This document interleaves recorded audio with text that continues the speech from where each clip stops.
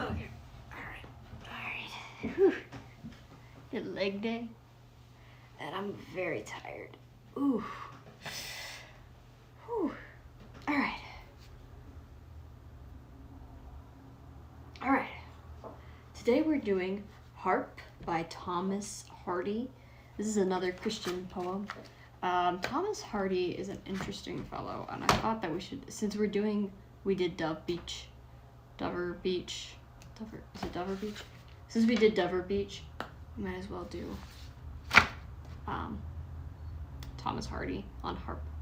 I got my sleepy gear, smile. Make sure you're smiling. Okay, so some things to know about Thomas. That's my notes.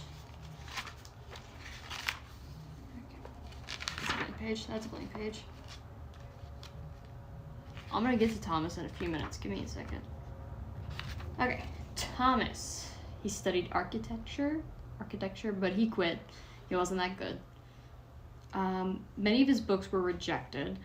The reason his books were rejected, I've probably said this before, is because he didn't like he didn't like that theme of, they're gonna get together at the end, so like, why not make all this all happen, and then they get together at the end. That's already gonna happen. So he liked that theme of them. He liked that theme. So often in his books, the villain won, or everyone died at the end, or the guy didn't even get the girl at the end, or everyone died and the guy that was supposed to fall in love with the girl was the only one who lived. That was the way he wrote, and he was rejected by numerous companies. They did not like him at all because he chose to write this style. It's very different. So he wrote, one of the things that he came to say is, you are a slave to fate. And he's right, you are a slave to fate. His theme a lot was chance. He came to this theme very often. And he came to the idea of, it just happens. I like that. Things just happen. But this is a poem he wrote on when he was having a bad day. I'm guessing everything was just coming at him, so he just wrote this poem because he was having a bad day. So I'm gonna go over it. This is Harp by Thomas Hardy. He wrote this in 1840 to 19.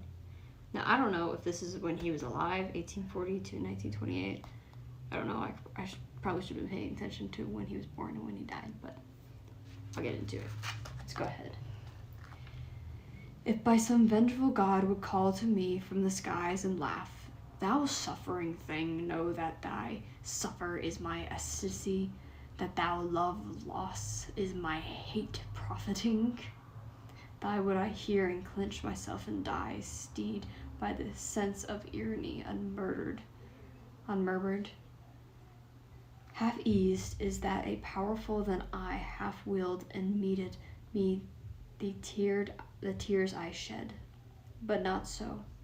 How arrived it joys lies slain, and why unblooms in best hope ever shown. Christ causally obstructs the sun and rain, and dicing time for gladness. Cast a moan, these pure blind doomsters had as readily strown blices about my pilgrimage as pain. I messed up towards the bottom. But Thomas, when he was having a bad day, he felt like if God just told him, you're having a bad day because I'm giving you a bad day. That's what Thomas had the idea is, if you just told me I'm having a bad day, then that would just make it, like, especially what he says right here. But by some vengeful god would call to me from the sky and laugh, thou art suffering thing, know that thy suffering is my ecstasy, that thy love's loss is my hate profiting.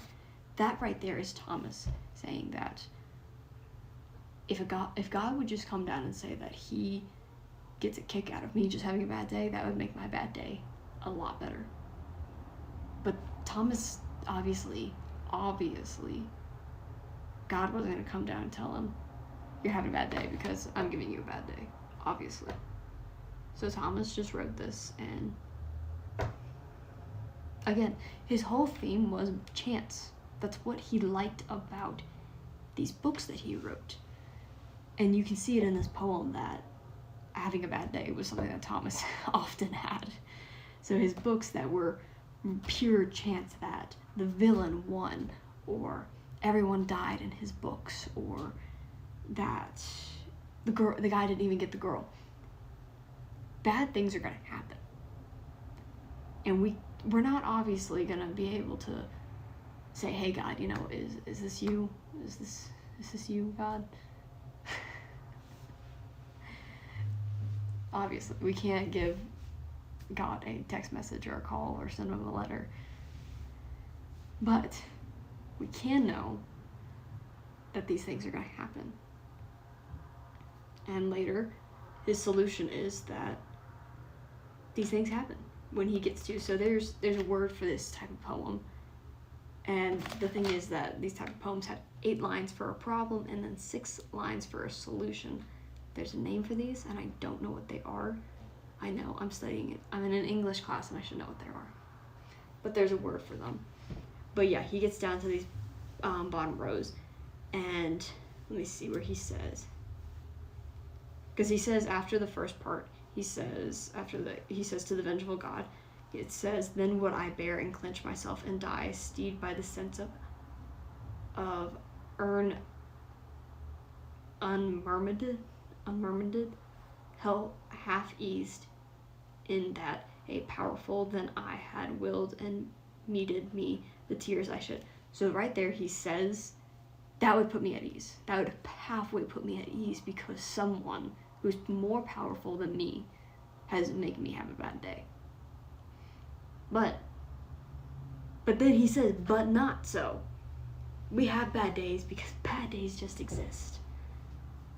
So I really like, you have either Thomas, who's like, okay, bad days happen and I would love for God to tell me, I'm giving you a bad day because you need to have a bad day. Or you have writers like Matthew Arnold, who are sitting here on a beach saying, wow, like, I'm scared, and I'm gonna write down all my emotions in this beautiful poem right here with all of this. I'm a personal fan of Thomas because this whole idea of chance to him is really, I like that. I like his whole idea of chance, because he's right. He's right that we are a slave to fate. I'm getting very poetical here, and I don't mean to. But this is another Christian writer, and I liked him. I like this poem that we went over in English. I personally like this one. This is a good one. This is by Thomas Hardy. If you're interested in any, apparently he has some good books now. They're considered good. Back when he was alive, they were considered really bad. But I think now they're actually considered good because, again, he lives by chance. His whole theme was chance. So if you are interested, I encourage you, go read Thomas. I know I'm probably gonna read a whole bunch of Thomas this whole summer. So, my dear friends, that is Hap for You by Thomas Hardy. I might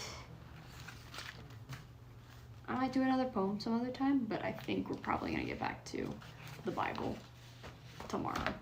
We're probably going to do that. But cheery, my dear friends, and God bless. For those of you who are doing Lent, keep pushing through. I'm proud of you. But keep going. Proud of you guys. Cheery, my dear friends. Have a lovely evening, and thanks for tuning in with me. God bless.